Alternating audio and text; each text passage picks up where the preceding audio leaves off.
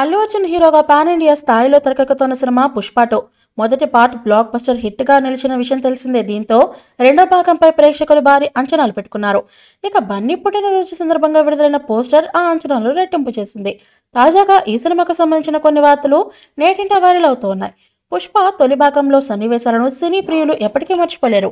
ఇప్పుడు దాని సీక్వెల్ గా రానున్న పుష్ప 2లోనూ అంతకు మించి భారీగా ప్లాన్ చేస్తున్నారట మేకర్స్.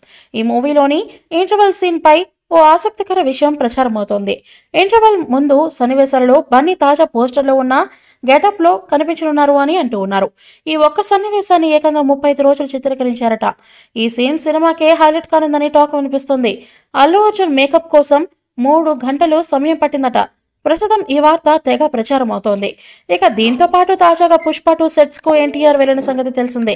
దీంతో తారక్ ఆ షూటింగ్ కు ఎందుకు వెళ్లారని సినీ ప్రియులు చర్చించుకుంటున్నారు. బన్నీ సినిమాలో తారక్ అతిథి పాత్రలో కనిపిస్తారేమో అనుకుంటూ ఉన్నారు. ఈ రెండు వార్తలు ఇంటర్నెట్ లో వైరల్ అవుతూ ఉన్నాయి. సుకుమార్ దర్శకత్వంలో వస్తున్న ఈ సినిమాలో బన్నీ సరసన నేషనల్ క్రష్ రష్మిక మరోసారి అలరిస్తూ ఉంది. ప్రస్తుతం శరవేగంగా షూటింగ్ జరుపుకుంటున్న ఈ సినిమా వచ్చే ఏడాది ప్రేక్షకుల ముందుకు రానుంది.